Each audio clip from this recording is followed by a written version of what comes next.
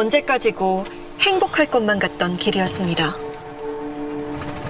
처음에는 딸이 시집간 날 했을 때는 이 다리를 건너서 때는 좋았어요. 그런데 이혼하고 나서부터는 이 다리 건너는 게 제일 싫었었거든요. 늘 여길 지나갈 때마다 아우 여길 또 와야 되나? 다신 이곳에 올 일은 없을 거라 생각했었다는 모녀. 이쪽 건물이고 저기 3층. 하지만 더 큰 상처를 안고 와야만 했습니다. 여기는 거실 창문이고 여기가 안방 창문이라서 거기서 아이가 떨어진 거고 에? 조문이에요. 건물 3층 창문에서 딸아이가 떨어졌다는 건데요. 아유. 그날의 일은 골목에 설치된 방범용 CCTV에 고스란히 담겼습니다. 아유, 세상에. 창문 아래로 딸아이가 그대로 추락해버리고 말았는데요. 아직 보지 못한 세상이 더 많은데 이렇게 예쁜. 5살 다유리는 짧은 생을 마감해야 했습니다. 아이고, 참. 아이가 떠나고 한 달의 시간이 흘렀는데요. 하나씩 엄마도 해. 다이리한테 인사해. 오늘은 울지 말아야지. 굳게 마음을 먹고 왔건만 딸을 생각하면 미어지는 가슴은 어쩔 수가 없습니다. 엄마가 진짜 지켜주지 못해서 너무 미안해, 다율아. 엄마가 할 말이 없어.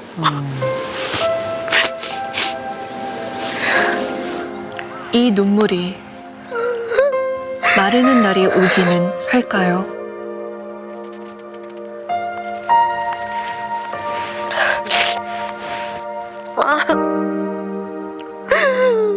어떡해, 다율아. 다율이 보고 싶어.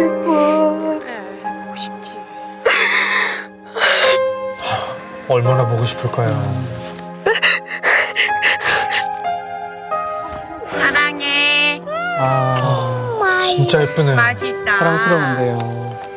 아우, 참 세상에 어떻게 이렇게 예쁜 애가. 너무나 사랑스러웠던 딸 다유리. 행여나 아빠의 빈자리가 느껴질까 몇 배는 더 노력했습니다. 그런데 올해 코로나 때문에 어린이집이 잠깐 휴관을 하게 되고 진짜 아이를 이렇게 막 어디 갔다가 둘 수 없어서 그때 이제 딱 아빠한테 아이를 좀 봐주면 안 될까라고 얘기를 했던 것 같아요. 힘에 부친 엄마는 어쩔 수 없이 아이 아빠에게 도움을 요청했다는데요. 사고 전날엔 당직 근무를 서야 하는 엄마를 대신해 아빠가 다유리를 돌보기로 했습니다. 애는 잘 놀고 있으니 걱정 말라며 사진도 보내왔다는데요. 그 모습이 마지막일 줄 누가 알았을까. 지금 고객님께서 전화를 받을 수 없습니다.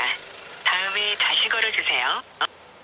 전 남편에게 전화를 걸어보지만 차단. 지금 고객님께서 전화를 받을 수 없습니다. 다음에 다시 걸어주세요. 할아버지 할머니한테 왜? 왜 안 받는 거예요, 전화를? 전화를 피하는 것 같은데요. 연결이 되지 않아 삐 소리 후. 셋 다 엄마나. 누구에게 그날의 일을 물어야 하는 걸까요? 여기 저 CCTV가 찍히는 선이 딱 그 위층의 중간 창문부터 찍혀가지고 네, 다율이가 저 3층에서 뭘 하는지는 안 보여요. 유일하게 남아있는 CCTV에서도 다유리가 떨어지기 직전의 모습은 확인할 수 없는 상황. 혹시 현장에 남겨진 다른 흔적은 없었는지 출동한 구조대원을 만나봤습니다. 도착했을 때 추락사로 신고를 받아가지고 일단 바닥에 환자분이 있지 않을까 해서 바닥 위주로 봤었거든요. 근데 현장 도착했을 때 그 바닥에 뭐 보이지 않아서 처음에 의아해했다가 일단 주변 환자분 어디 있나 살펴봐야 되니까 해서 구급차에서 내렸는데 그때 그 할머니께서 아이를 안고 구급차 쪽으로 다가오셨었어요. 다유리가 추락하고 약 30초 뒤 아이를 데려간 건 할머니였습니다. 그렇다면 혹시 할머니가 추락 직전의 모습을 보진 않았을까? 왜 이런 일이 있었을까요? 떨어지기 전 그 마지막 순간을 아는 사람은 할머니 할아버지밖에 없어요.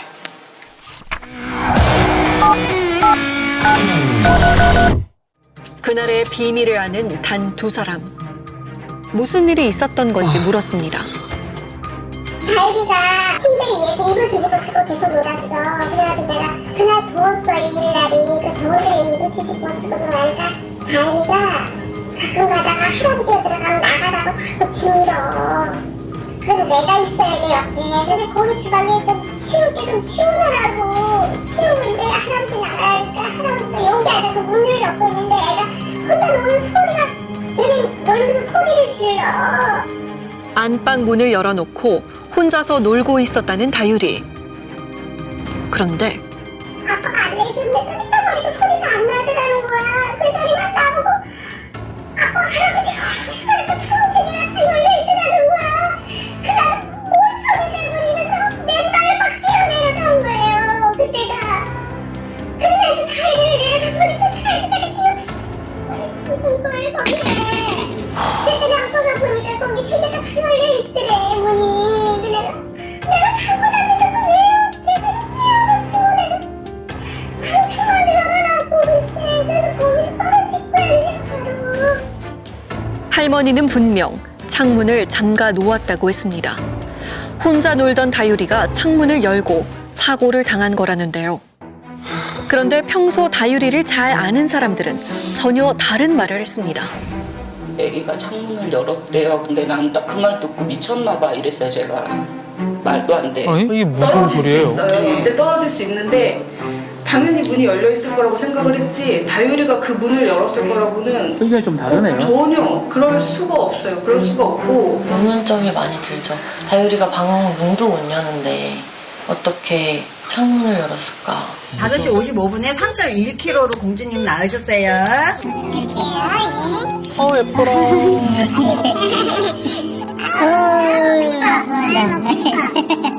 2015년 8월 26일 다율이가 태어났습니다.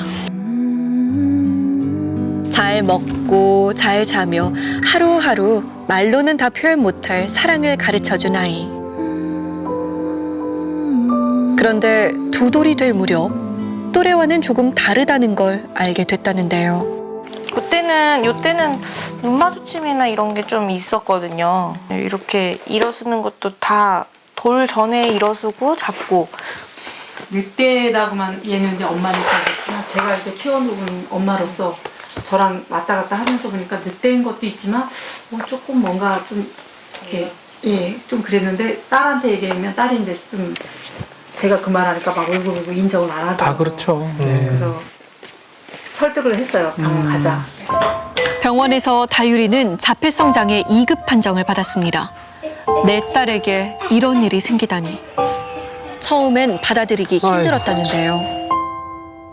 다율이가 그 자폐 환자 그 받았을 때도 정말 둘이 많이 울었거든요. 사실은 서로 막 부들게 안고 많이 울었어요. 그런데 우리가 받아줘야 되는 부분이니까 우리가 감내하고 예쁘게 키우자.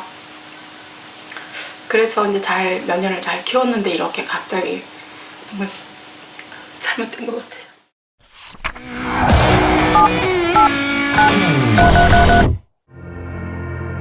다율이의 갑작스런 추락사. 사고 현장에 있었던 할머니와 할아버지. 아이고. 왜 다율이가 그 집 가서 어떻게 죽었는지, 왜 이런 사고가 났는지는 할머니로서, 엄마로서 알아야 될 권리가 있는 거잖아요. 그 어린 아이가. 그렇죠. 그 방에선 무슨 일이 있었던 걸까요? 그러니까요. 방충망만 열어놓으셨어요? 아직 열어놓은 거 없어요. 그냥 닫아놓고 있었는데 방충망을 닫아놓으셨어요? 다 닫아놨지. 근데 다율이가 이렇게 빨간 문을 열 수 있을까요? 글쎄, 그거는 확실히 모르겠는데 내가 봤을 때는 시계가 다 열려있으니까. 네? 아이 혼자 창문을 열고 떨어졌을 거라는 전 시부모의 주장. 하지만 엄마는 그 말을 믿을 수 없습니다. 양말은 벗을 수 있어요. 이렇게 던져서. 네, 근데 양말을 신을 수 없고 옷을 입을 줄 모르고 기저귀는 벗긴 벗어요. 근데 입을 순 없어요. 5살이지만 다율이의 운동 능력은 2살 수준에 불과하다는데요. 손가락을 사용하는 일은 특히나 어려워했다고 합니다. 나가고 싶거나 하면은 와서 여기 이렇게 친다거나 아니면 다유라라고 하면 부르면 이렇게 내다보고 이렇게 그렇게까지만 했던 것 같아요.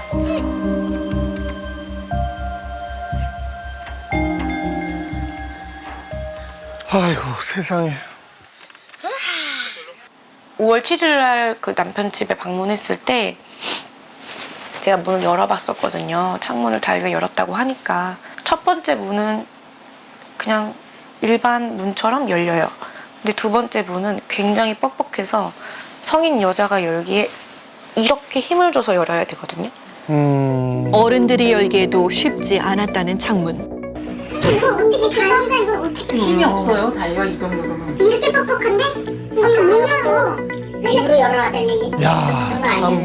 내가 잡기가 예민해가지고 문을 항상 내가 닫아놓거든. 창문을 열었다고 하면 지문이 나올 거 아니에요. 뭐 그러면 지문이 나왔겠네요 라고 얘기를 했는데 지문이 안 나왔다고 하시니까 아니 그럼 3개 창문에서 다 지문이 안 나온 거냐 이렇게 얘기를 했는데 그 조사를 더 해보시겠다라고 해서 그냥 저는 잘 부탁드리겠다. 조사 철저하게 해달라.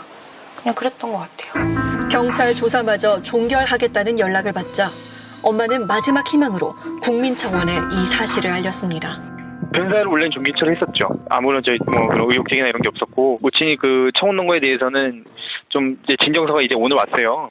우리가 뭐 추가적으로 조사할 게 있으면요. 더 이게 과학적인 방법으로 입증을 통해서 내사 진행을 해야 되는 상황이라서요. 다유리가 떨어진 이유, 그 진실은 정말 알 수 없는 걸까요?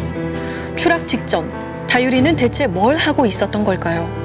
아이의 마지막 모습을 살펴봤는데요. 자세 자체가 떨어지는 방향이 뒤로 떨어지고 있고요.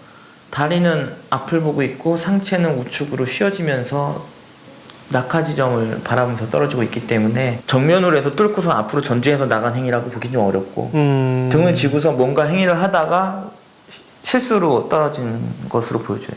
특히 팔하고 허리, 몸 돌아가는 걸 봤을 때는 뭔가 기대거나 아니면은 헛짚다가 놀라는 자세로 떨어지는 패턴으로 보여져요. 문이 열려 있었을 가능성이 있네요. 순간의 실수였을지도 모른답니다. 골반이 아래로 되면서 약간 활처럼 휘어진 상태에서 그대로 떨어지거든요. 골반 쪽이 아래로 하면서 떨어졌다는 게 의미가 있는 게 만약에 의지나 다른 사람에 의해서 떨어지게 되면 뭐 호우적거린다든지 몸의 다른 부분이 움직이면서 무게중심이 바뀌는데 그냥 가장 무게중심이 높은 골반이 아래쪽으로 향하면서 하기 때문에 이럴 경우에는 인지를 못하는 상태에서 떨어진 게 아닌가 이렇게 추정이 됩니다. 인지를 못하고.